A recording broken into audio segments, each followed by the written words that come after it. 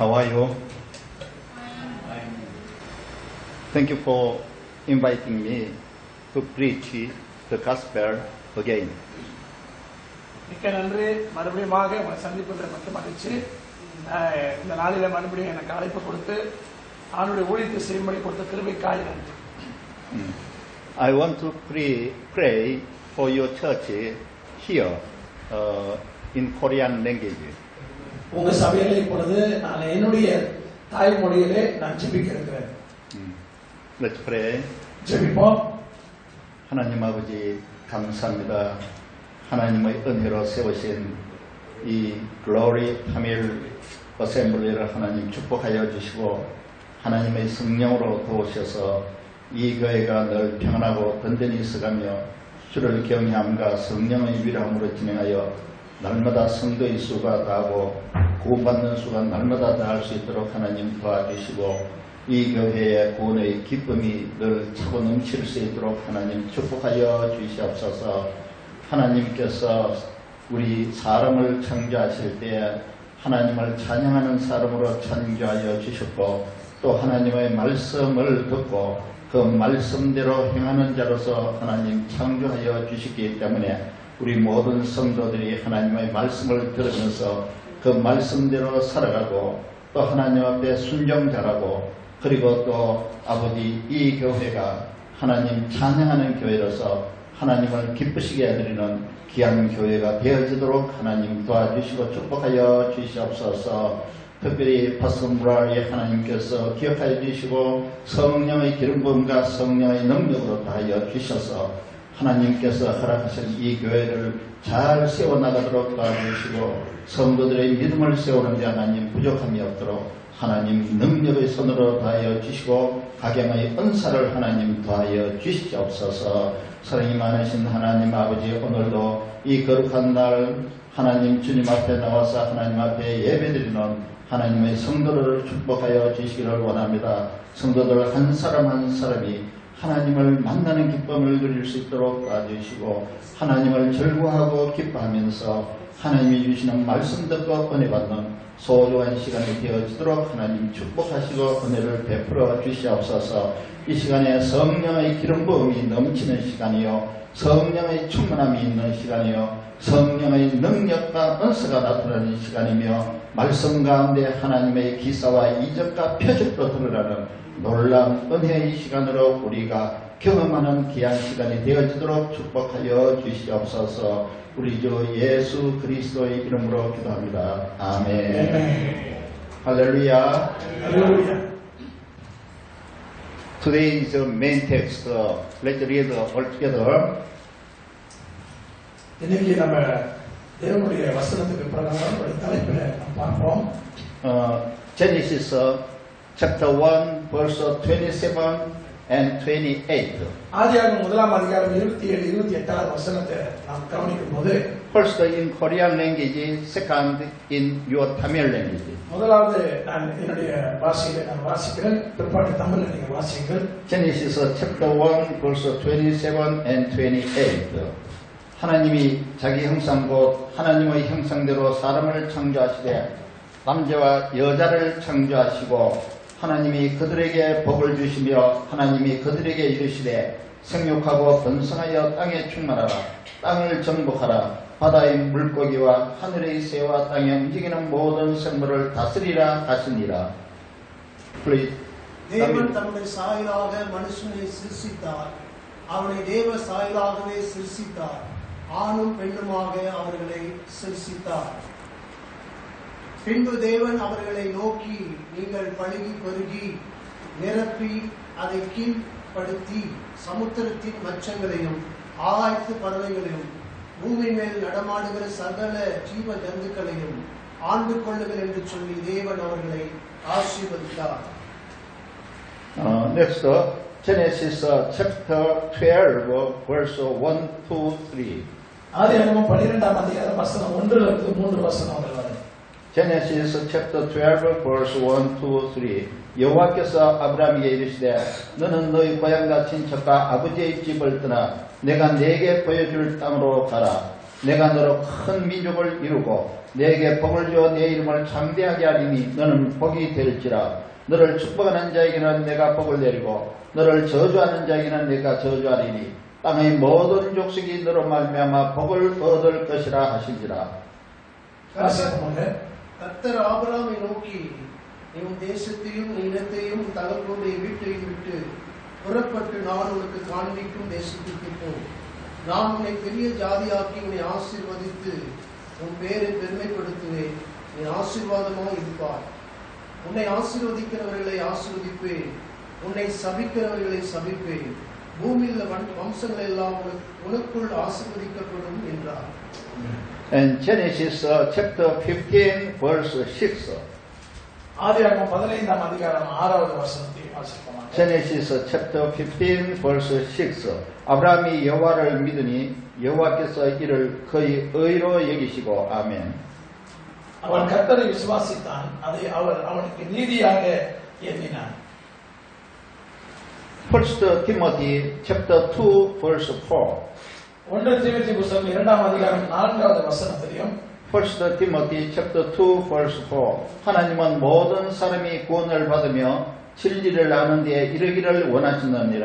아멘. தன்னில் சேவக பண்ணுகிற எவனும் தன்னை சேவகம் எழுதி கொண்டவனுக்கும் இல்ல 1 தீமோத்தேயு 2:4. எல்லா மனுஷரும் ரட்சிக்கப்படவும் சத்தியத்தை அறிகிற அறிவை அடையவும் அவர் சித்தமுள்ளவராய் இருக்கிறார். ஆமென். And Isaiah chapter 43 verse 21. ஏசாயா 43 வசனம் 21. Isaiah chapter 43 verse 21. 이 백성은 내가 나를 위하여 지었나니 나를 찬송하게 하려 함이니라. 아멘. இந்த ஜனத்தை எனக்கென்று ஏற்படுத்தினேன், இவர்கள் என் துதியை சொல்லி வருவார்கள். I pray for today's word, first today's word in English and next Tamil language. முதலாவது நான் ஜெபிக்கிற இந்த வார்த்தைக்காக. Thank you, Father God, for your grace and unfailing love. தேவன் தாமே ஆண்டவரே, உடைய மாறாத அன்புக்காக நாங்கள் நன்றி செலுத்துகிறோம்.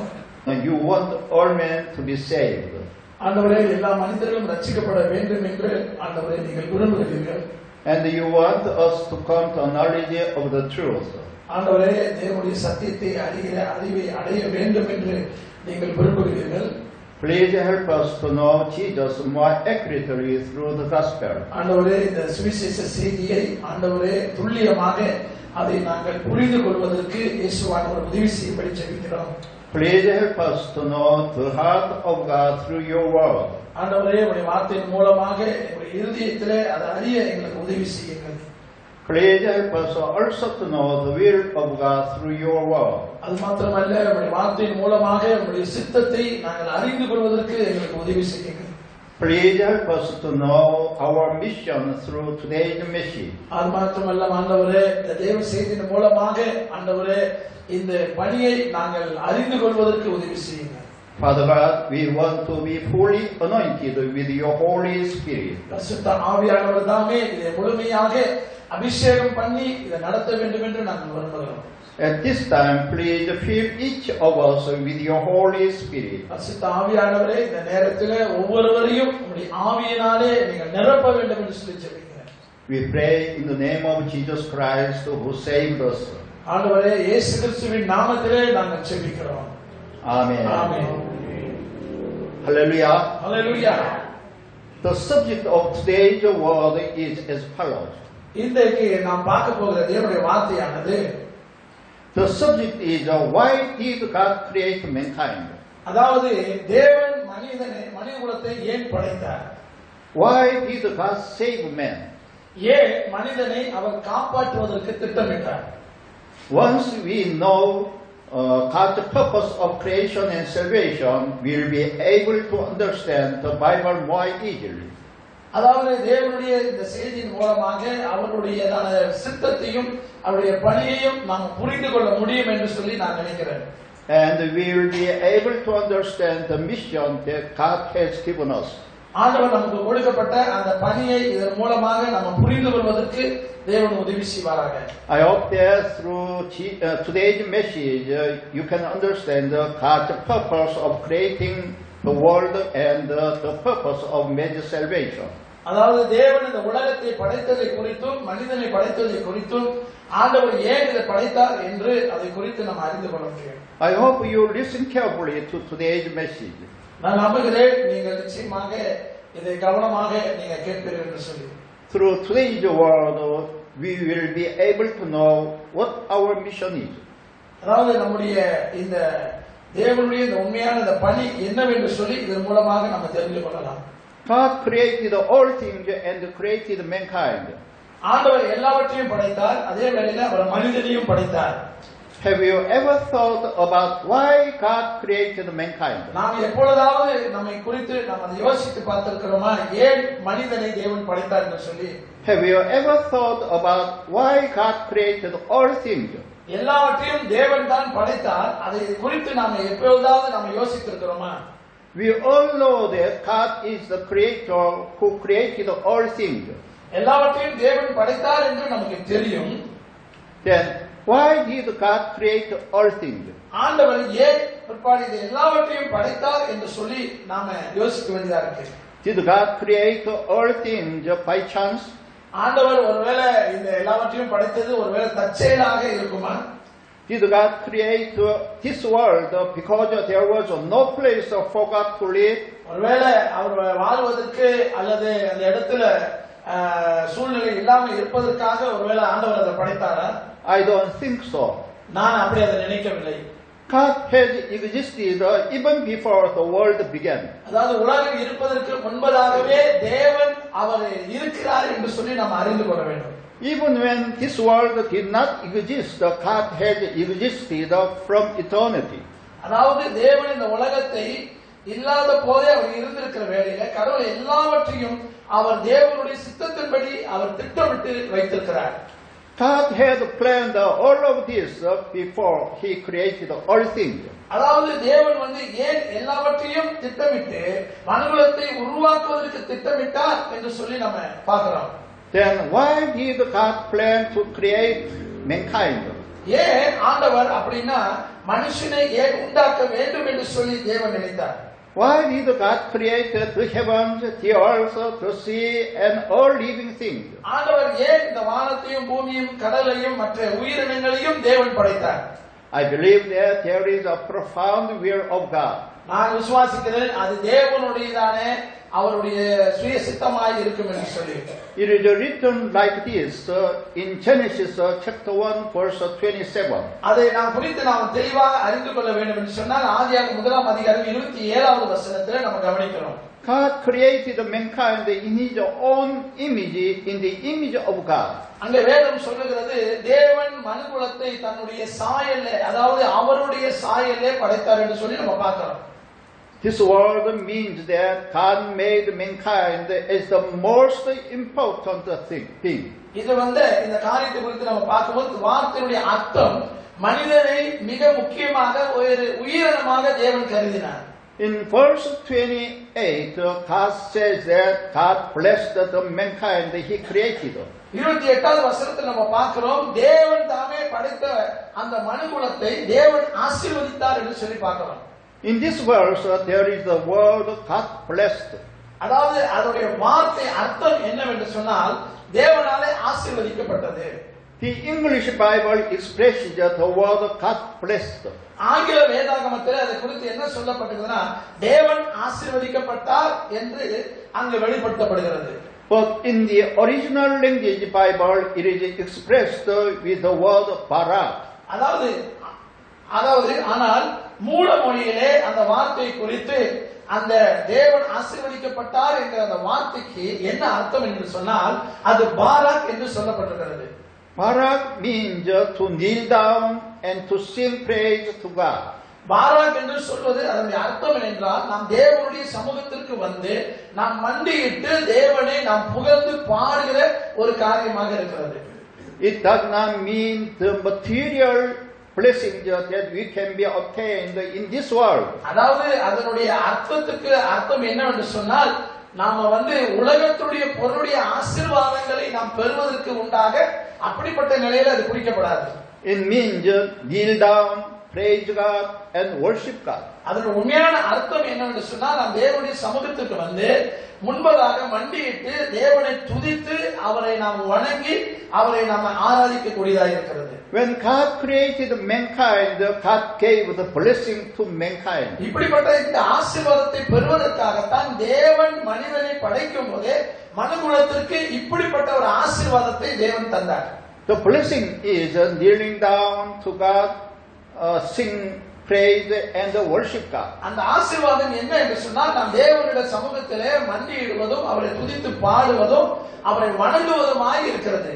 This is the blessing of Barak in the original language Bible. அதாவது மூல மொழியிலே அதனுடைய உண்மையான அர்த்தம் என்னவென்று சொன்னால் பாராக்குடைய ஆசீர்வாதம் தேவனுக்கு நாம் கீழ்ப்படிந்து அவரை நாம் போற்றி வணங்கக்கூடியதாக இருக்கிறது. God created mankind who obeys to God and praises and worship God. ஆகையால் தான் தேவன் விரும்புகிறார் எல்லா மனிதர்களாலே அவர் உயர்த்தப்பட வேண்டும் என்று சொல்லி தேவன் விரும்புகிறார். Therefore, God wants to be exalted by all men. ஆகையாலே வேதம் சொல்லுகிறது அவரே எல்லாவற்றையும் அழைத்து தம்மை அவர் ராஜாவாக இருக்கிறார் என்று சொல்லி அங்க நம்ம பார்க்கிறோம். And God wants all people to call on him, my Lord, my King. அவர் தேவனை அவர் ராஜா என்றும் தேவன் என்றும் அவரை புகழ்ந்து பாட வேண்டும் என்று சொல்லி அவர் விரும்புகிறார். We call on God, my Lord, my King. நாம என்னுடைய தேவன் என்னுடைய ராஜா என்று அவரை அழைப்பதன் மூலமாக Today also we have praised God until now. ஆகையால இப்பொழுதும் தேவனுடைய அன்பிலே நாமும் கூட நாம் என்ன செய்கிறோம்? அவரே தேவன் அவரே ராஜா என்று அவரிடத்திலே நாம் வருகிறோம். We praise God by calling on him, my King, my Lord. அவர் நம்முடைய ராஜா நம்முடைய தேவன் என்று சொல்லி நாம் அழைத்து மண்டியிட வேண்டும். To the king, everyone must kneel down. எல்லாரும் ராஜாவிடத்தில் வரும்போது என்ன செய்ய வேண்டும்? அவர்கள் முழங்கால் படியிட வேண்டும். Everyone should praise the king. எல்லாரும் ராஜாவை தொழுது கொள்ள வேண்டும். We must kneel down before God with an obedient heart. நாம் தேவனுக்கு முன்பதாக அவருக்கு முன்பதாய் நாம் பணிந்து நாம் அப்படியாக கீழ்ப்படிய வேண்டியதாக இருக்கிறது. We have to listen to our king's word. தேவன் அதாவது நம்முடைய ராஜா என்ன சொல்லுகிறார் என்பதை அதை கேட்கக்கூடியவர்களாக இருக்கிறோம். Living according to the king's word is that we have to do in front of our king. வேதம் சொல்லுகிறது நம் ராஜாவுக்கு முன்பதாக அப்படியாக நாம முழங்கால் படியிட்டு நாம் தேவனுக்கு முன்பதாக நிற்க வேண்டும். Barak includes the meaning of praising and worshiping God. அதாவது இந்த பாராக் என்கிற அந்த ஆசீர்வாதத்தினுடைய வார்த்தை என்னவென்று சொன்னால் நாம் தேவனை துதிக்க கூடியதாக இருக்கிறது. It means that we should exalt God and worship God. அது தேவனை ஆராதிக்க கூடிய ஒரு வார்த்தையின் அர்த்தத்தை கொண்டதாக இருக்கிறது. God created mankind to praise and worship God. அதாவது மனுஷனை தேவன் உண்டாக்குவதற்கு என்னத்திற்காக அப்படின்னு சொன்னால் அவன் தேவனை துதிக்க வேண்டும் அல்லது தொழுது கொள்ள வேண்டும். God made all things for mankind who lived in worshiping God. அதாவது மனுஷனை முழுமையாய் தேவன் இந்த உலகத்தில் படைத்தது என்னன்னா அவன் தேவனோடு கூட எப்பொழுதும் தொழுது கொள்கிறவனாக இருக்க வேண்டும். God created all things beautifully for mankind. எல்லாவற்றையுமாக தேவன் அழகாக ஆசீர்வாதமாக மனிதனுக்கு தேவன் கொடுத்திருக்கிறார். And God saw that it was very good. அது தேவனுக்கு ரொம்ப மகிமையா இருந்தது. At first, God created all things and then created mankind. அதனால தேவன் அப்படிப்பட்டதான ஒரு ஆசீர்வாதத்துக்குரியதான காரியத்தை மனுஷனுக்கு ஆண்டவர் கொடுத்தார்.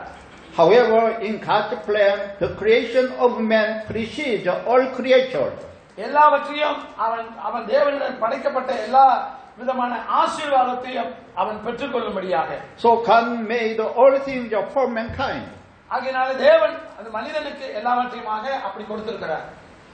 God has blessed the people to kneel down, to praise and to worship God. ஆகையினால தேவன் மனுஷனுக்கு எல்லாவற்றையும் கொடுத்து மனிதன் தேவனை தொழுது கொள்ள வேண்டும், ஆராதிக்க வேண்டும் என்கிறதான ஒரு கீழ்ப்படிதல் அங்க இருக்கிறது. In other words, God gave mankind the blessing of Barak.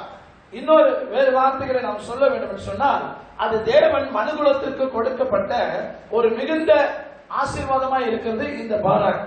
This blessing of Barak is the most important and fundamental blessing. இந்த பாராக்குடைய ஆசீர்வாதம் அது என்னவென்று சொன்னால், அது மிக மிக முக்கியமான ஒரு அடிப்படையான ஒரு ஆசீர்வாதமாக மனுகுலத்திற்கு இருக்கிறது. The greatest blessing is to praise and worship kneeling before God. அதனுடைய முக்கிய அடிப்படை என்னவென்று சொன்னால், அது தேவனுக்கு முன்பதாக நாம் பணிந்து குனிந்து தேவனை வழிபடக்கூடியதான ஒரு ஆசீர்வாதமாக இருக்கிறது. The blessing of this Barak is one of the blessings that God gave to man. இது தேவன் மனுஷனுக்கு கொடுக்கப்பட்ட மிக விசேஷமான ஒரு ஆசீர்வாதமாக இருக்கின்றது. If we do well this Barak blessing, we can get all other blessings. இந்த பாராக்கினுடைய ஆசீர்வாதத்தை நாம் எல்லோரும் செய்வோம் என்று சொன்னால், மற்ற எல்லா ஆசீர்வாதங்களையும் நாம் அதன் மூலமாக நம்ம பெற்றுக்கொள்ள முடியும். By the way, after Adam, man did not live with this blessing of Barak. இந்த ஆசீர்வாதத்தை நாம் பார்க்கும்போது, ஆதாமுக்கு பிறகு மனிதன் இந்த பாராக்குடைய ஆசீர்வாதத்தோடு அவன் வாழவில்லை. Adam committed the sin by disobeying God's commandment. ஏனென்றால் ஆதாம் அவன் தேவனுடைய கட்டளையை மீறி பாவம் செய்தபடினாலே அதனுடைய ஆசீர்வாதத்தை அவர்கள் இழந்து போனார்கள். So Adam became a sinner. ஆகையினாலே ஆதாம் அந்த இடத்திலே அவன் பாவியாக மாற்றப்பட்டான். Adam broke his relationship with God. ஆகையினாலே தேவன் ஆதாமோடு கூட இருந்த அந்த உறவை அவர் முறித்துக் கொண்டார். So he was separated from God. ஆகையினாலே அவன் தேவனிடத்திலிருந்து முற்றிலுமாக பிரிக்கப்பட்டார். மைக் எல்லாமே வந்துருச்சு, பரவாயில்ல. Adam became a sinner who could not have fellowship with God. ஆகையினாலே பாவம் அவனுக்குள்ள வந்ததினாலே ஆதாம் மறுபடியுமாக அவன் தேவனோடு கூட அவன் உறவு கொள்ள முடியாமல் போய்விட்டது. Adam became a sinner. ஆதாம் பாவியாக மாற்றப்பட்டான். So he could not worship God. ஆகையினாலே அவன் தேவனை அவன் தொழுது கொள்ள முடியாமல் போய்விட்டது. Adam's children also became the sinners who could not worship God. அந்த பாவத்தின் நிமித்தமாக ஆதாமுடைய பிள்ளைகளும் கூட தேவனை என்ன செய்ய முடியல, அவர்கள் தொழுது கொள்ள முடியாமல் போய்விட்டது. Adam's first son Cain killed his brother Abel. ஆதாமுடைய முதல் மகன் காயின் மற்றும் தன்னுடைய சகோதரன் அவன் ஆபேலை கொன்றான் என்று சொல்லி நம்ம பார்க்கிறோம். And Cain built a new city where only his family could live in. அது மாத்திரமல்ல, காயின் தனக்கென்று ஒரு புதிய பட்டணத்தை கட்டி தன்னுடைய குடும்பத்தோடு கூட அவன் வாழ அவன் முடிவு செய்தான். They left God and took their families and lived only for themselves. அவர்கள் தங்களுடைய குடும்பங்களோடு தங்களுக்காக அவர் தனித்து போய் வாழ்வதற்கு அவங்க என்ன செய்தார்கள், முடிவெடுத்தார்கள். Cain and his family did not seek God. காயினும் அவனுடைய குடும்பமும் தேவனை அவர்கள் தேடாமலே அப்படியே விட்டு விட்டார்கள்.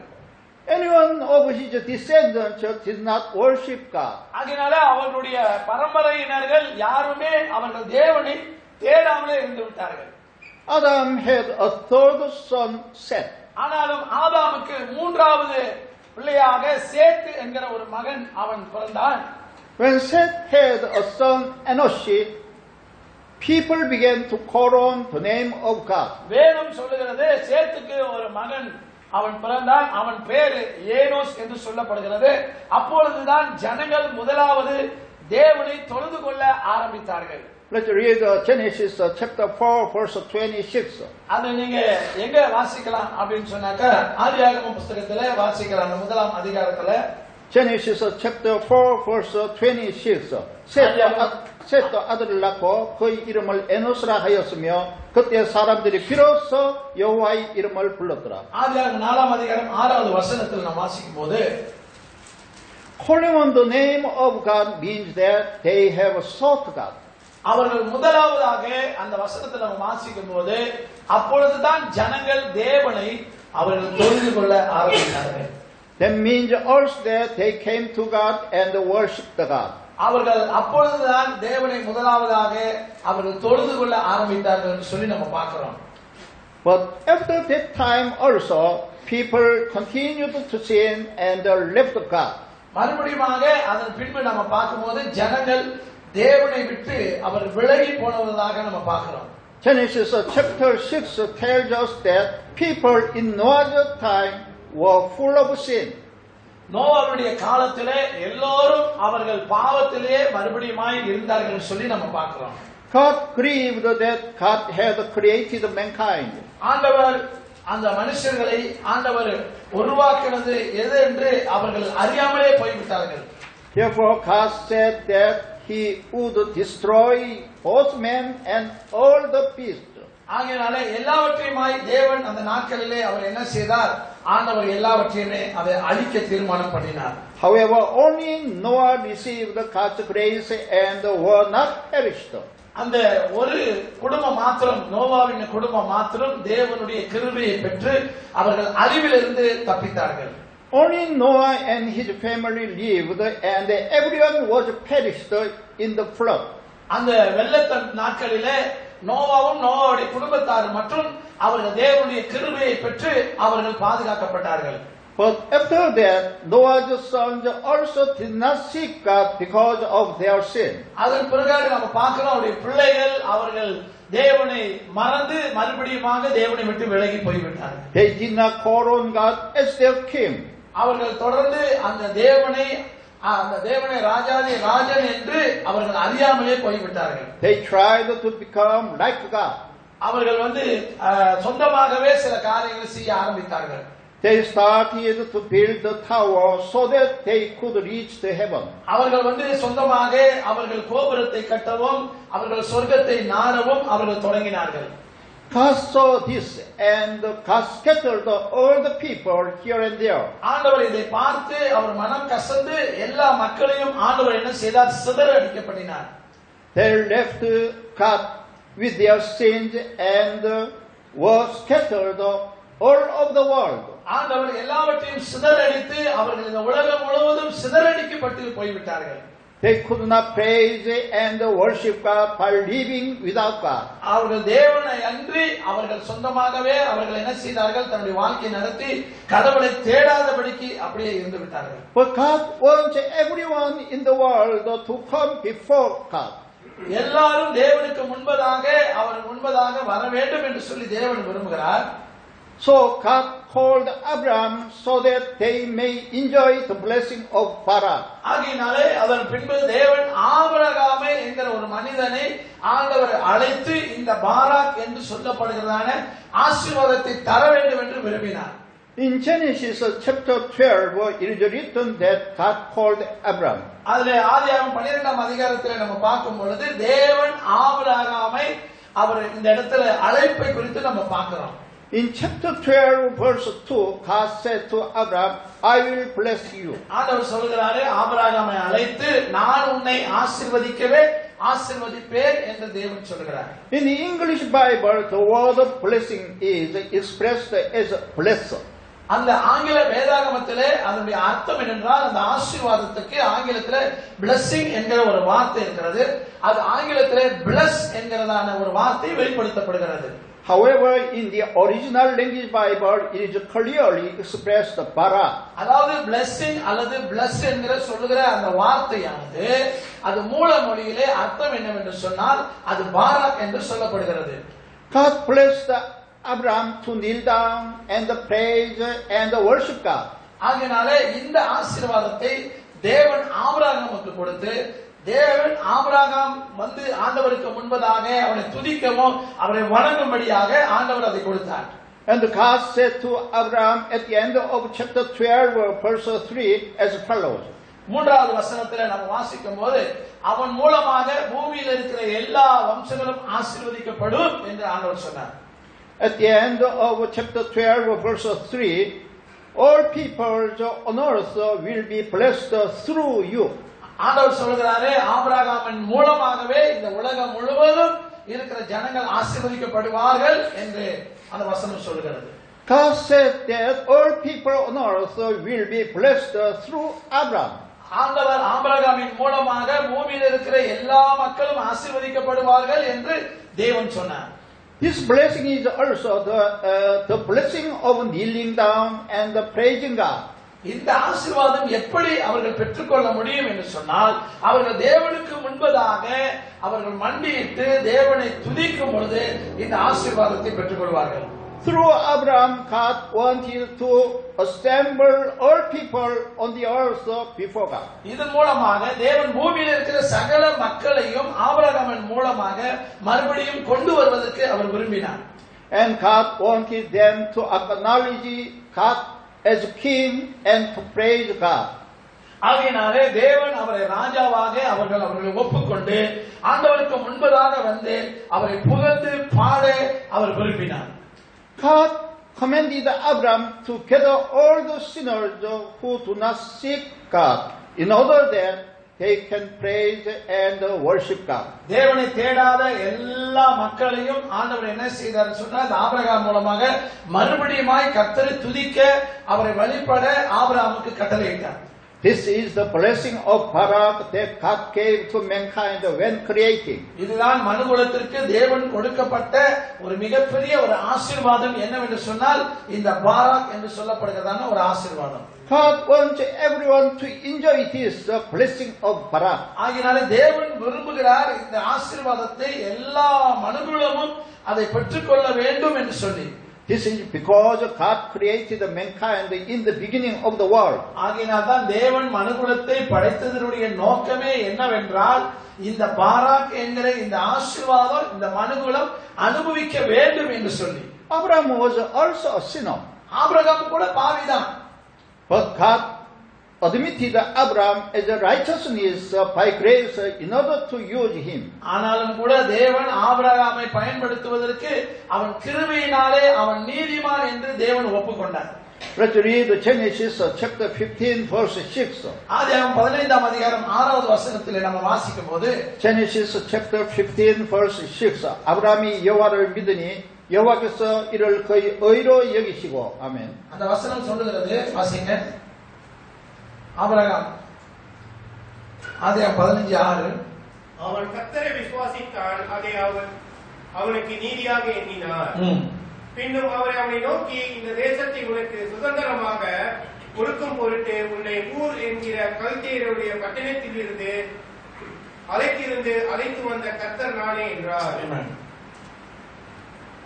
In this way, God saw Abraham's faith and regarded him as a righteousness. இந்த வசனத்தின் பிரகாரம் நம்ம பார்க்கும்போது, ஆபிரகாம் கர்த்தரை விசுவாசித்தான், ஆகையினாலே தேவனுடைய கிருபை அவன் மேல இருந்தது என்று சொல்லி நம்ம பார்க்கிறோம். And God tried to gather all sinners to God through Abraham. ஆகையினாலே தேவன் ஆபிரகாமின் மூலமாக இந்த உலகத்தில் இருக்கிற எல்லா பாவிகளும் மறுபடியுமாக தேவனிடத்தில் சேர்ப்பதற்கு ஆண்டவர் முயற்சித்தார். What did God try to gather all sinners to do? ஆண்டவர் ஏன் இந்த பாவிகளை எல்லாம் மறுபடியுமாக ஆபிரகாம் மூலம் மறுபடியுமாய் கொண்டு வருவதற்கு முயற்சி செய்தார்? அதற்கு என்ன காரணம்? What to do? என்னதற்காக? It is to make everyone kneel before God, sing, praise and worship God. மறுபடியுமாக எல்லா ஜனங்களும் தேவனுடைய சமூகத்திற்கு வந்து அவர்கள் தேவனுக்கு முன்பதாக அவர் முழங்கால் படியிட்டு ஆண்டவரை துதிச்சு தேவனை வணங்குவதற்காக. It is to do the blessing of Barak given at the time of creation. இதுதான் உலக படைப்பில தேவன் மனுகுலத்திற்கு கொடுக்கப்பட்டதான மிகப்பெரிய ஒரு ஆசீர்வாதமாக இருக்கக்கூடிய இந்த பாராக் என்று சொல்லப்படுகிற ஆசீர்வாதம். What does God want? கடவுள் ஆண்டவர் என்ன விரும்புகிறார்? God wants to be worshipped by people all over the world. ஆண்டவர் உலகம் முழுவதும் இருக்கிற மக்கள் எல்லாரும் தேவனை அவர்கள் வணங்க வேண்டும் என்று ஆண்டவர் விரும்புகிறார். Now let's find out how much God wants to be worshipped by all people. ஆனா நம்ம இப்பொழுது பார்க்கும்போது எல்லா மக்களும் எவ்வளவாக தேவனிடத்தில் அவர்கள் வருகிறார்கள் என்று சொல்லி இப்பொழுது நாம் பார்க்கும்போது, The Israelites lived as the servants in Egypt for about 400 years. அதாவது 400 வருடங்களுக்கு மேலாக இந்த எகிப்து தேசத்திலே இஸ்ரவேல் மக்கள் ஒரு வேலையாட்களாக அல்லது கூலியாக அவர்கள் வேலை செய்து வந்தார்கள். God called Moses to lead the Israelites out of Egypt. அந்த எகிப்தில் இருக்கக்கூடியதான அந்த மக்களை ஆண்டவர் மோசே என்கிறதான ஊழியக்காரன் மூலமாக அதை அழைக்கும்படி செய்தார். God sent Moses to Egypt and commanded him to bring the Israelites out. ஆண்டவர் சொன்னார் மோசேக்கு சொல்லி நீ போய் இந்த எகிப்து தேசத்துல இருக்கிற இஸ்ரவேல் மக்களை நீ வெளியே கொண்டு வரும்படி நீ என்ன செய்ய அந்த காரியத்தை செய்ய என்று சொல்லி ஆண்டவர் கட்டளையிட்டார். God told Moses to go to Pharaoh and commanded him as follows. ஆண்டவர் சொன்னார் மோசேயின் இடத்துல நீ பார்வோன் இடத்துல போய் நான் சொல்லுகிற பிரகாரம் நீ அவனுக்கு சொல்லி கட்டளையிடு என்று சொன்னார். The Lord says, let my people go so that they may worship me. அங்க சொல்லப்பட்ட விஷயம் என்னவென்றால் தேவன் சொல்லுகிறாரு என் ஜனங்கள் என்னை பணிந்து கொள்ளும்படி அவர்களை போக விடுங்கள் என்று சொன்னார். Let my people go so that they may worship me. அங்கே சொல்லப்பட்டிருக்கிறது தேவனிடத்துல அவர்கள் தொழுது கொள்ள வேண்டும் என்று சொல்லி. Moses was sent to King Pharaoh and said this word more than 10 times. நீங்க இந்த வார்த்தை வேதத்துல நீங்க யாத்ரா புத்தகத்துல நீங்க படித்து பார்த்தீங்கன்னா அங்க என்ன போட்டிருக்கோம் அப்படின்னு சொன்னா இந்த இஸ்ரவேல் மக்கள் தேவனிடத்துல அவர்கள் மறுபடியும் ஆண்டவரை தொழுது கொள்ள வேண்டும் என்பது ஒரு 10 முறையாக இந்த வேதத்துல சொல்லப்பட்டிருக்கிறது. What does God want? கடவுள் என்னத்தை அங்க விரும்புகிறார்? This is a worshiping God. தேவனை அவர்கள் தொழுது கொள்ள வேண்டும். God wanted all Israelites to praise God and worship God. எல்லா இஸ்ரவேலர் மக்களும் தேவனுடைய சமூகத்துக்கு தேவனை அவர்கள் பணிந்து கொள்ள வேண்டும்.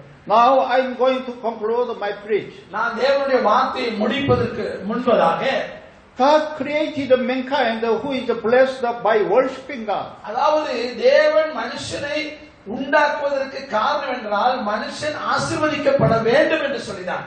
When God created mankind, God wanted to be worshipped by mankind. அதாவது மனிதனை தேவன் படைத்ததுடைய நோக்கமே அந்த திட்டமே என்னவென்று சொன்னால் மனுஷன் தேவனை வணங்க வேண்டும் என்று தேவன் விரும்பினார். People were scattered by sin and lived without God. ஆனாலும் மனுஷர்கள் என்ன செய்தார்கள்? அவர்கள் பாவத்தின் நிமித்தமாக அவர்கள் தேவனை விட்டு விலகி அவர்கள் பிரிந்து அவர்கள் அப்படி வாழ்ந்து கொண்டிருந்தார்கள். And they did not worship God. ஆகினாலும் அவர்கள் தேவனை ஆராதிக்காதபடி மற்றதை செய்து கொண்டிருந்தார்கள்.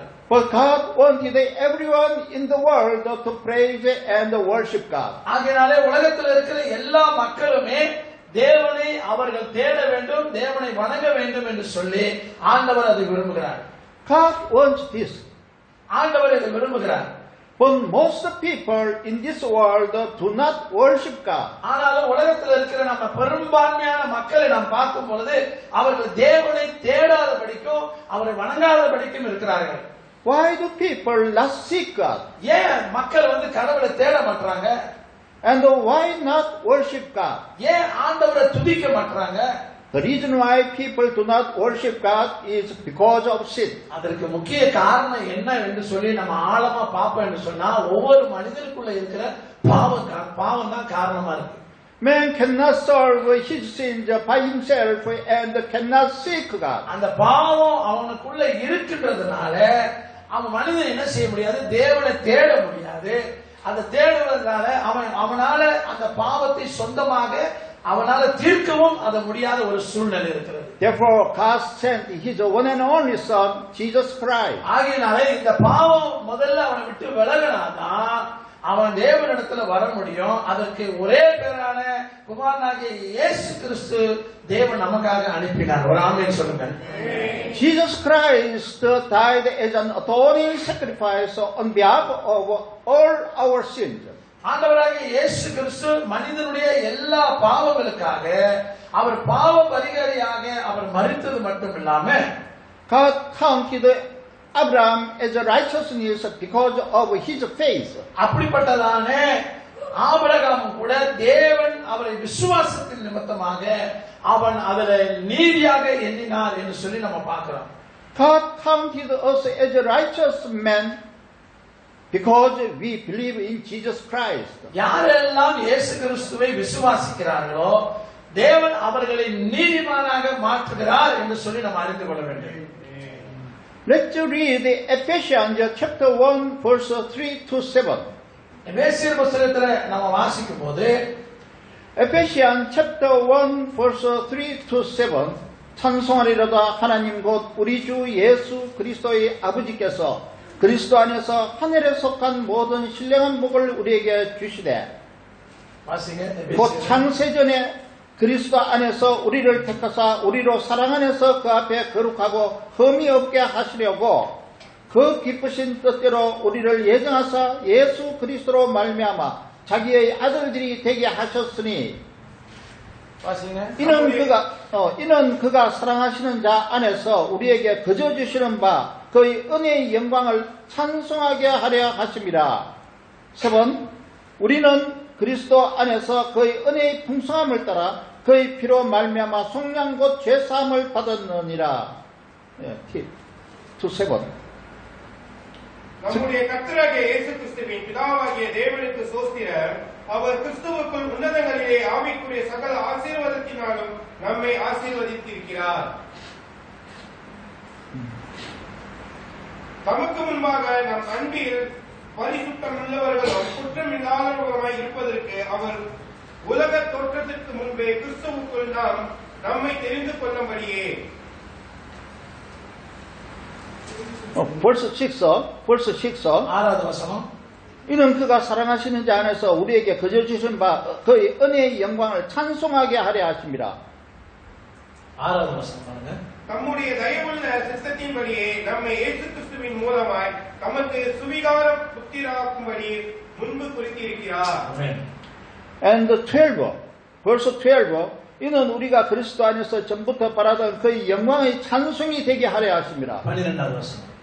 தமது சித்தத்தின் ஆலோசனைக்கு தக்கதாக எல்லாவற்றையும் நடப்பிக்கிற அவருடைய தீர்மானத்தின்படியே நாங்கள் முன்குறிக்கப்பட்டு கிறிஸ்துவுக்குள் அவருடைய சுதந்திரமாகும்படி தெரிந்து கொள்ளப்பட்டோம். ஆமென். Those who believe in Jesus Christ receive forgiveness from God. யாரெல்லாம் அவரை இயேசு கிறிஸ்துவை விசுவாசிக்கிறார்களோ அவர்கள் நீதிமான்களாக காணப்படுகிறார்கள்.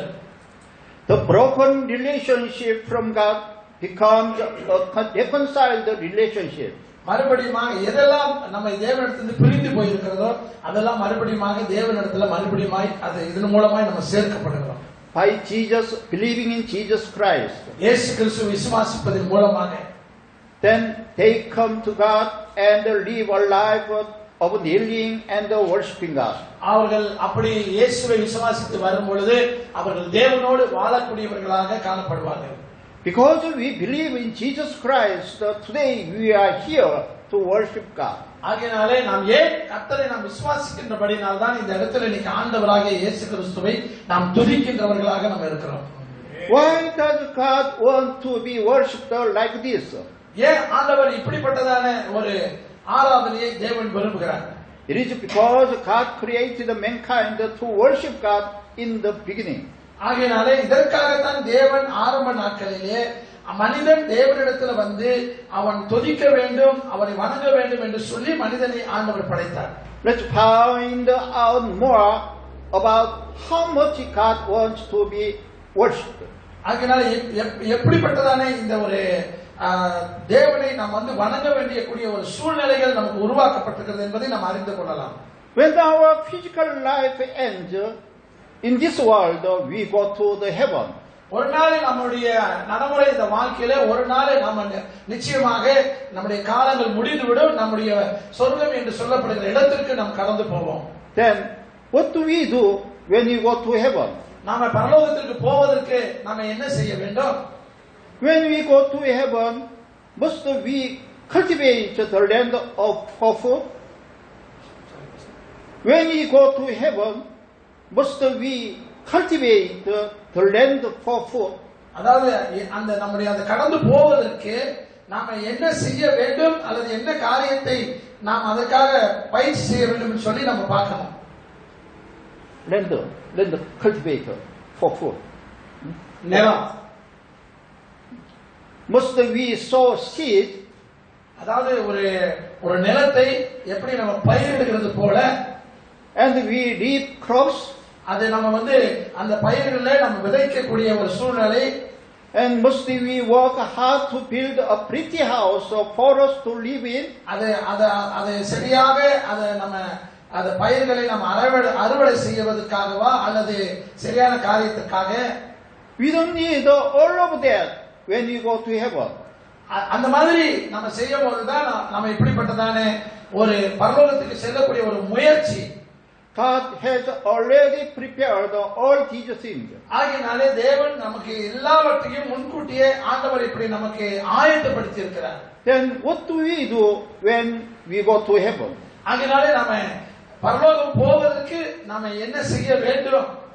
Apostle John wrote his experience in heaven in Revelation chapter 4 verse 5.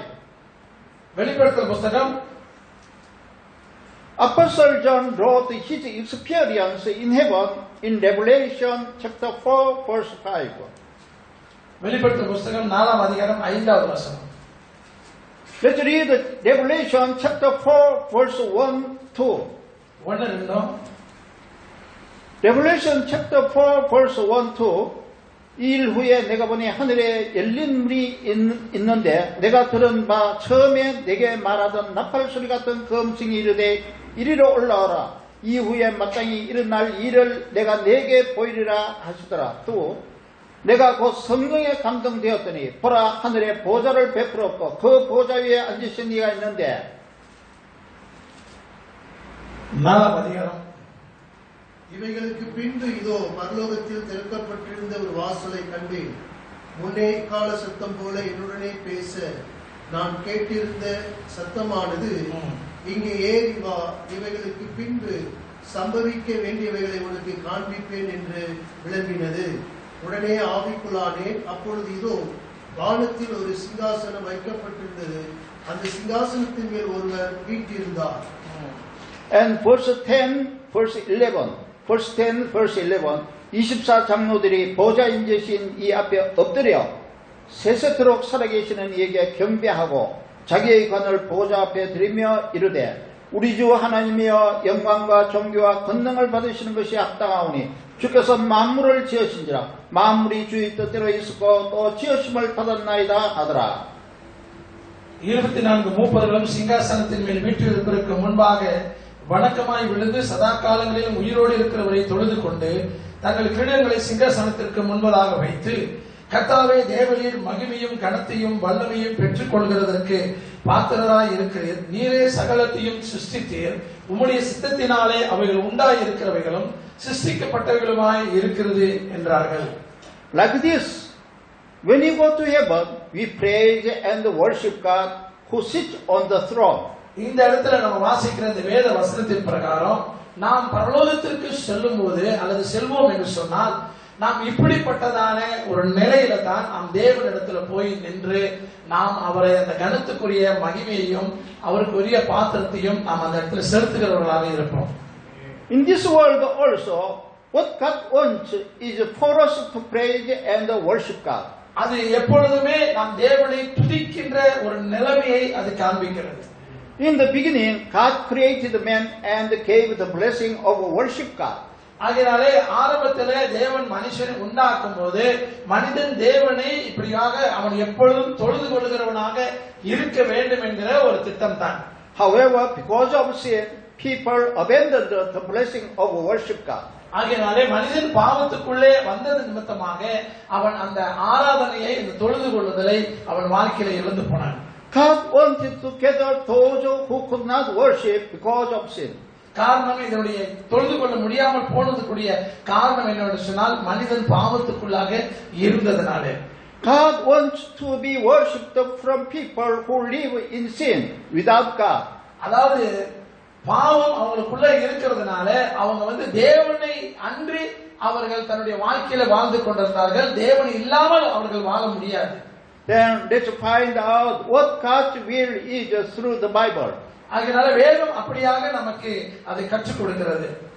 Please read 1 Timothy chapter 2 verse 4. 1 தீமோத்தேயு புத்தகம் 2ஆம் அதிகாரம் 4வது வசனத்துல நம்ம பார்க்கும்போது 1 Timothy chapter 2 verse 4 하나님은 모든 사람이 구원을 받으며 진리를 아는데 이르기를 원하시느니라.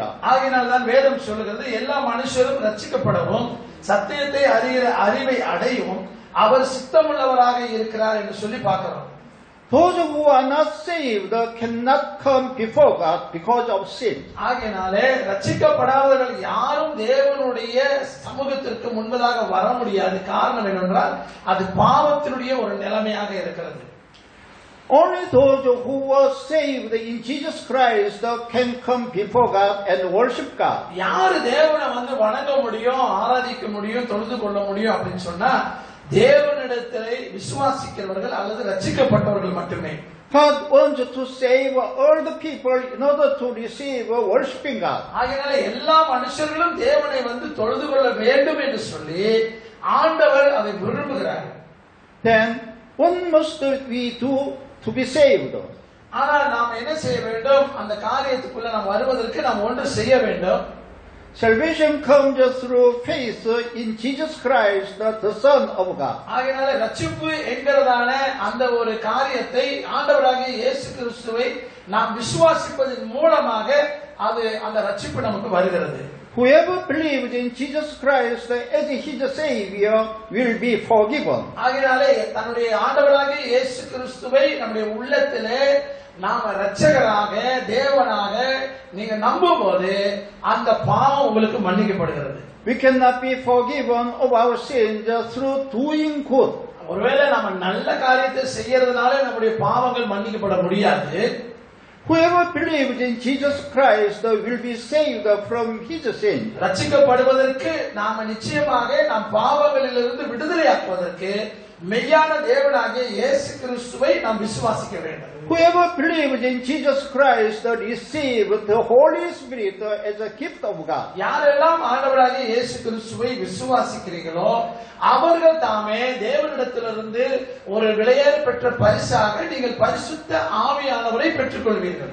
Whoever believes in Jesus Christ can do good only in the Holy Spirit. யாரெல்லாம் ஆண்டவராகிய இயேசு கிறிஸ்துவை தன்னுடைய இருதயத்திலே அவர்கள் முழுமையாக விசுவாசிக்கிறார்களோ அவர்கள் மாத்திரமே பரிசுத்த ஆவியானவரை பெற்று அவர்கள் நன்மை செய்யக்கூடியவர்களாய் காணப்படுவார்கள். So before Jesus ascended to heaven, he said to his disciples. ஆகையால் தான் ஆண்டவராகிய இயேசு கிறிஸ்து பரமேறுவதற்கு முன்பதாக தம்முடைய சீஷர்களிடத்திலே இந்த காரியத்தை குறித்து அவர் பேசினார். Mark chapter 16 verse 15 and 16. Mark புத்தகத்திலே 16ஆம் அதிகாரம் 15வது வசனம் இப்படி சொல்லுகிறது. Mark chapter 16 verse 15 and 16. 또 이르시되 너희는 온 천하에 다니며 만민에게 복음을 전파하라. 믿고 세례를 받는 사람은 구원을 얻을 것이요 믿지 않는 사람은 정죄를 받으리라. விசுவாசம் உள்ளவனாகி ஞானஸ்நானம் பெற்றவன் ரட்சிக்கப்படுவான், விசுவாசியாதவனோ ஆக்கினைக்குள்ளாக தீர்க்கப்படுவான். Whoever believes in Jesus Christ can be saved and worship God. யார் தேவனை வணங்க முடியும் அப்படின்னு சொன்னா இயேசு கிறிஸ்துவை தன்னுடைய இருதயத்திலே அவர்கள் தேவன் என்று நம்புகிறவர்கள் மாத்திரமே ரட்சிக்கப்பட்டு அவர்கள் தேவனை வணங்கக்கூடிய ஒரு வாய்ப்பு அவங்களுக்கு கிடைக்கிறது. Whoever believes in Jesus Christ will restore the image of God. அது மாத்திரமல்ல தேவனாலே படைக்கப்பட்ட அந்த உண்மையான ஆசீர்வாதத்துக்குரியதான காரியத்தை கிறிஸ்துவை நாம் நம்புவதன் மூலமாக மறுபடியும் நாம் இழந்து போன அந்த சாயலை நாம் மறுபடியுமாய் நாம் பெற்றுக்கொள்ள முடியும். And they can enjoy the blessing of Barak by worshiping God. அப்பொழுதுதான் நாம் இழந்து போன இந்த பாராக் என்று சொல்லப்படுகிறதான இந்த ஆசீர்வாதத்தை நாம் மறுபடியுமாக நாம் பெற்றுக்கொள்ள முடியும். The basic source of all the blessings of God is the blessing of worship. நம்முடைய வாழ்க்கையிலே கிடைக்க வேண்டிய எல்லா பொருளாதாரத்தினுடைய எல்லா விதமான ஆசீர்வாதங்களும் இந்த வழிபாட்டின் மூலமாகத்தான் நமக்கு இந்த ஆசீர்வாதம் நமக்கு வந்து சேர்கிறது. The blessing of worshiping God is the most basic of all blessings. இந்த ஆசீர்வாதம் தேவனை நாம் துதிப்பதற்கு அது ஒரு வழிநடத்துதலாக மாத்திரமல்ல அது எல்லாருடைய வாழ்க்கையிலும் அது கொண்டு வருகிறது. This blessing is the blessing of praising and worshiping God. ஆகையால் இந்த ஆசீர்வாதம் என்னவென்று சொன்னால் நாம் தேவனை தொழுது கொள்வதும் தேவனை நாம் ஆராதிப்பதுமான ஒரு ஆசீர்வாதமாக இருக்கிறது. All the unbelievers cannot enjoy the blessing of worshiping God. ஆகையாலே எல்லாரும் இந்த அவிசுவாசிகளாக இருக்கக்கூடியவர்கள் இந்த ஆசீர்வாதத்தை அவர்கள் பெற்றுக்கொள்ள முடியாது. God wants everyone to come to God and worship God. யார் இந்த ஆசீர்வாதத்தை பெற்றுக்கொள்ள முடியும் அப்படின்னா, யாரெல்லாம் தேவனை வந்து தொழுது கொள்கிறார்களோ, தேவனை தேடுகிறார்களோ, அந்த தேவனுடைய ஆசீர்வாதத்தை அவர்கள் பெற்றுக்கொள்வதற்கு இயேசுவை விசுவாசிக்க வேண்டும். Therefore God called us and chose us like Abraham. ஆண்டவர் அதே போல எப்படி இப்படிப்பட்டதான ஒரு ஆசீர்வாதத்தை பெற்றுக்கொள்வதற்கு எப்படி ஆபிரகாமை தேவன் தெரிந்தெடுத்தாரோ அதே போல God called us and chose us like Abraham. ஆண்டவர் ஆபிரகாமுடைய வாழ்க்கையை போல, ஆபிரகாமை போல நாம் விசுவாசத்திலே கர்த்தர் நம்மை அப்படி அழைத்து தேர்ந்தெடுத்தார். Hallelujah. Hallelujah. We are the people who are called to worship God. நாம் வந்து தேவனை தொழுது கொள்ளக்கூடிய ஜனங்களாக தேவன் நம்மை வைத்திருக்கிறார். God has called us just as God called Abraham. ஆண்டவர் ஆபிரகாமை போல தேவன் உங்களையும் என்னையும் கூட தேவன் நம்மை அழைத்திருக்கிறார். God said the following to Abraham in Genesis chapter 12 verse 2-3. அங்கே ஆபிரகாமை குறித்து நம்ம பார்க்கும்போது 12ஆம் அதிகாரத்துல முதலாவது வசனத்துல Genesis chapter 12 verse 2-3 내가 너로 큰 민족을 이루고 내게 복을 주어 내 이름을 창대하게 하리니 너는 복이 될지라 너를 축복하는 자에게는 내가 복을 내리고 너를 저주하는 자에게는 내가 저주하리니 땅의 모든 족속이 너로 말미암아 복을 얻을 것이라. வாசிங்க.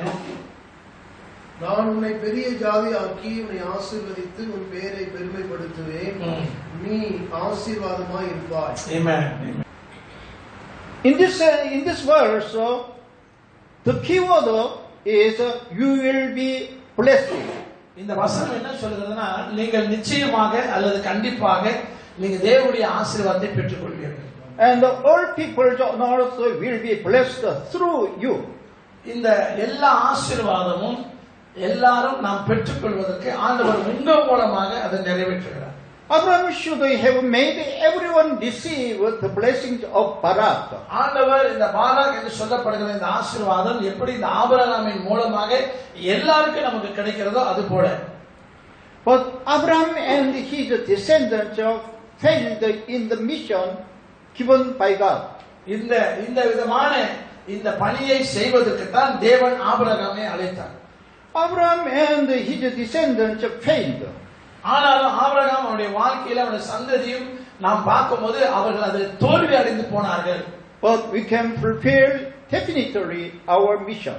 நிச்சயமாக நம்முடைய வாழ்க்கையில நாம் என்ன செய்யக்கூடாது, அதுல தோல்வி அடையாதபடிக்கு நாம் அதுல தொடர்ந்து அந்த பணியில நாம் நிற்கக்கூடியவர்களாக இருக்க வேண்டும். Because Jesus Christ has already accomplished all salvation by his death. ஏனென்றால் ஆண்டவராகிய இயேசு கிறிஸ்து உங்களுக்காகவும் எனக்காகவும் அவர் கல்வாரியின் சிலுவையிலே நமக்காக எல்லாவற்றையும் அவர் நிறைவேற்றி விட்டார். ஒரு கரங்களை தட்டி கர்த்தருக்கு நன்றி சொல்லுவோம்.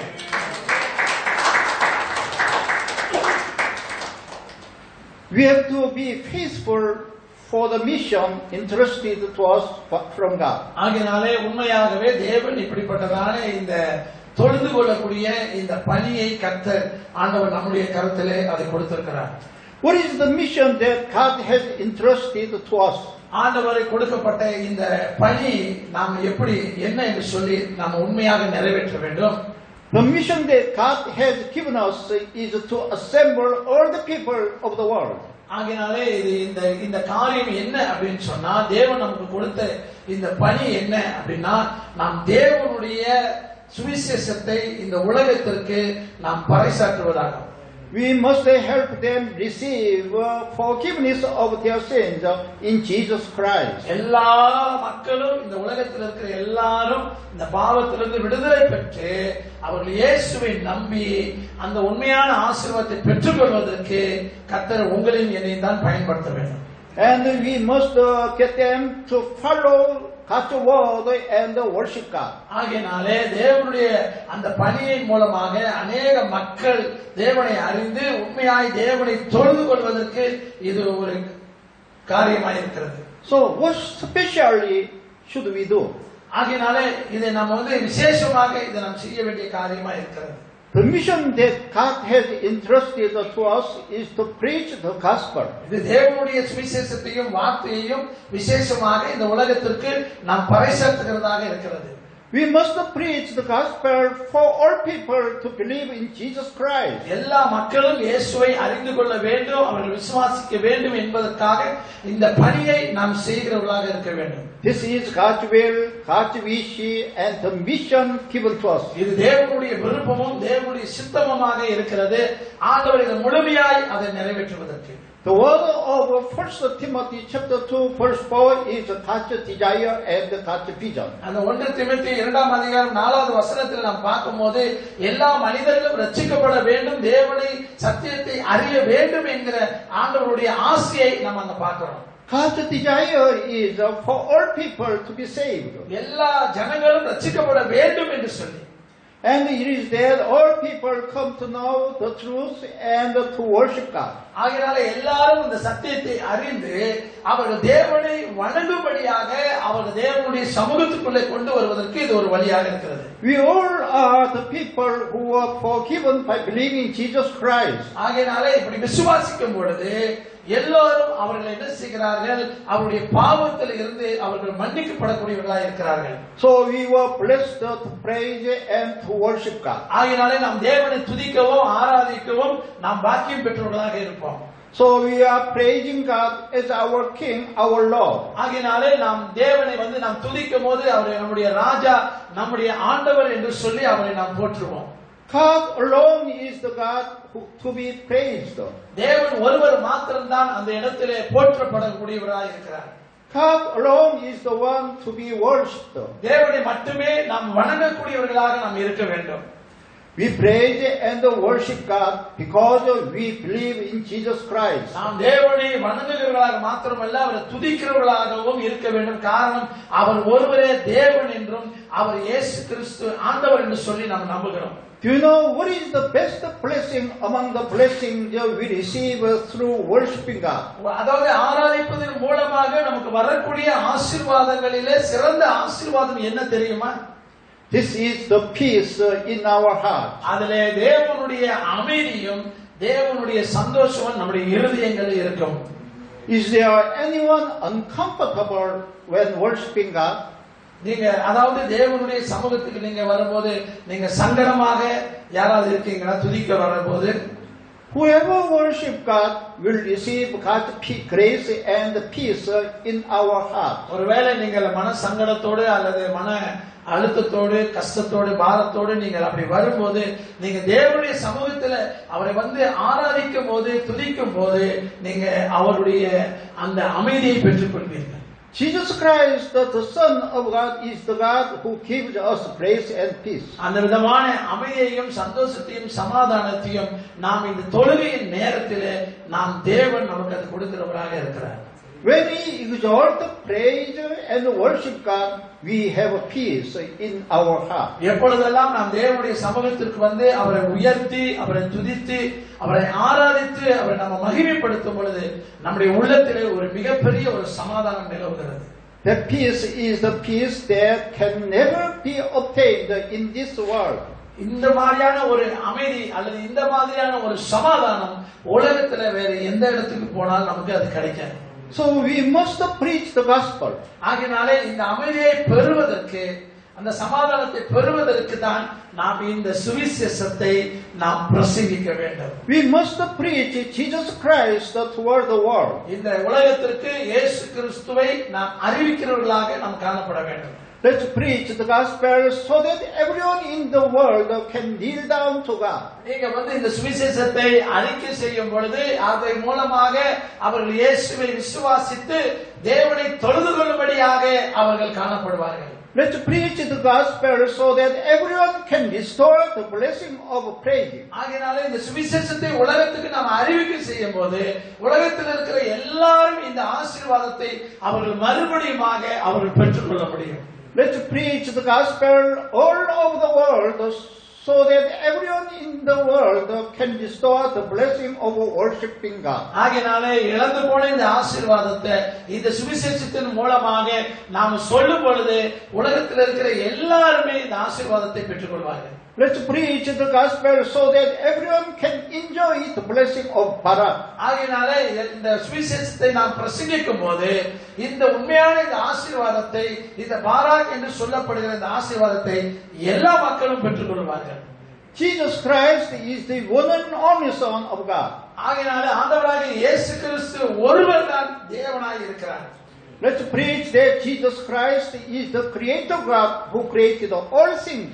அவர் பிரசங்கம் பண்ணும் பொழுது சுவிசேஷத்தை சொல்லும் போது அவர் ஒருவராய் தேவனாய் இருக்கிறார், அவர் ஒருவர் தான் இந்த உலகத்தை படைத்தவராய் இருக்கிறார், எல்லாவற்றையும் உண்டாக்கினவர் என்று சொல்லி நாம் பிரசங்கிக்க வேண்டும். Let's preach the gospel that Jesus Christ is our Savior who died for us. அவர்தான் நம்முடைய இரட்சகர், நம்முடைய பாவத்தை மன்னிக்கிறவர் என்று நாம் பிரசங்கிக்க வேண்டும்.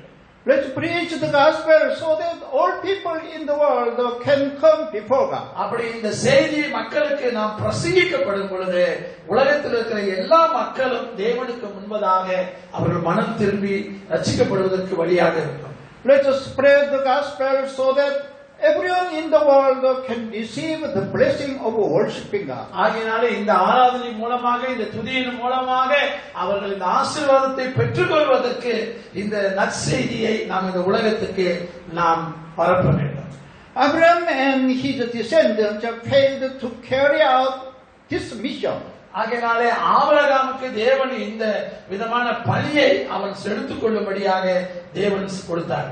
However, we can fulfill this mission by preaching the gospel in the Holy Spirit. ஆகையினாலே இதை எப்படி நம்ம நிறைவேற்ற முடியும் என்று சொன்னால் நாம பரிசுத்த ஆவியின் மூலமாக அதை பெற்றுக்கொண்டு இந்த சுவிசேஷத்தை நாம் பரப்ப முடியும். I bless you in the name of Jesus Christ that you can preach the gospel. நான் உங்களை ஆசீர்வதிக்கிறேன், உங்களுக்காக ஜெபிக்கிறேன், இந்த சுவிசேஷத்தை நீங்க இந்த உலகத்துக்கு பறைசாற்ற முடியும் என்று சொல்லி. Hallelujah. Hallelujah. Now I pray for all of us. நான் உங்களுக்காக எல்லாருக்காக ஜெபிக்க போகிறேன். Father God, thank you for the blessings of worshiping God. ஆண்டவரே, இந்த வேளையில கூட நாங்கள் ஜெபிக்கிறோம் இந்த ஆசீர்வாதத்துக்காக. However, many people are unable to worship you because of their sin. ஆண்டவரே, எல்லா மனுஷர்களும் உம்மை ஆராதிக்க முடியாமல் இருப்பதற்கு மிகப்பெரிய ஒரு தடை இந்த பாவமே. ஆண்டவரே, It's God's wish that all people on earth be saved and praise and worship you. ஆண்டவரே, எல்லாரும் மக்களும் ஆண்டவரே அவர்கள் மனம் திரும்பி உம்முடைய சமூகத்திற்கு வந்து உம்மை துதிக்க வேண்டும், உம்முடைய பாவங்கள் மன்னிக்கப்பட வேண்டும். Father God, we have been called by you to fulfill your wish. ஆண்டவரே, இந்த பணியை செய்து முடிப்பதற்கு ஆண்டவரே நீர் எங்களை தெரிந்து கொண்டீர், அதற்காக ஸ்தோத்திரம். Please give us the honest heart to preach the gospel toward the world in the Holy Spirit. ஆண்டவரே, பரிசுத்த ஆவியின் மூலமாக இந்த உலகம் முழுவதும் உம்முடைய சுவிசேஷத்தை நாங்கள் பறைசாற்றி ஆண்டவரே எல்லா மக்களும் தேவனுடைய சமூகத்துக்கு வந்து தொழுது கொள்ள வேண்டும் என்று சொல்லி நாங்கள் ஜெபிக்கிறோம். Please anoint us so that we can carry out this mission in the Holy Spirit. ஆண்டவரே, இந்த பரிசுத்த ஆவியின் மூலமாக இந்த சுவிசேஷத்தை நாங்கள் கொண்டு போவதற்கு தேவன் எங்களை அபிஷேகம் பண்ணும்படி நாங்கள் ஜெபிக்கிறோம். We pray in the name of Jesus Christ who saved us. ஆண்டவரே, இந்த ஆவியானவரே இயேசு கிறிஸ்துவின் நாமத்திலே பரிசுத்த ஆவியின் மூலமாக நாங்கள் இதை வேண்டிக் கொள்கிறோம். Amen. Amen. Hallelujah. Hallelujah. God is here in our midst and in this place. ஆண்டவர் இப்பொழுது நம் மத்தியிலே நடுவிலே அவர் இருக்கின்றார். The Holy Spirit is moving here to touch and heal you all. பரிசுத்த ஆவியானவர் இப்பொழுது இந்த இடத்திலே நம் மத்தியிலே அவர் அசைவாடுகிறவராக இருக்கிறார். May you be free from all troubles in the name of Jesus Christ.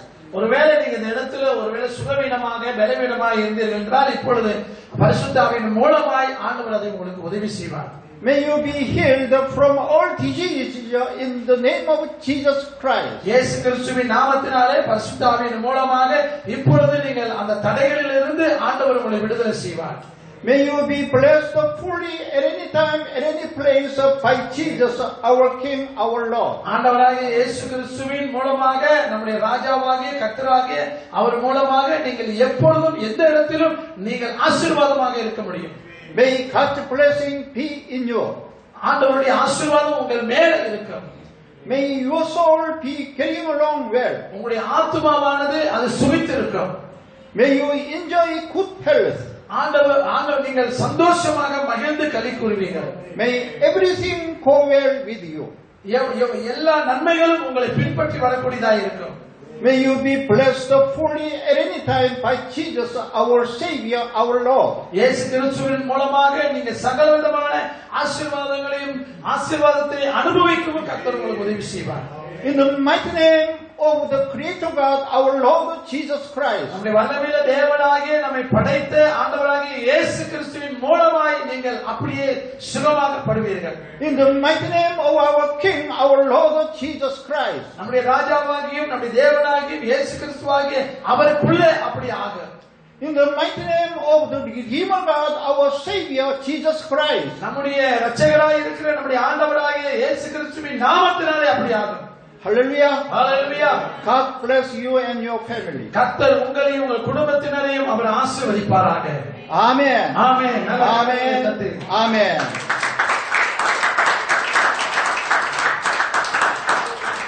எழுந்து நாம் ஜெபிப்போம். Thank you Lord Jesus.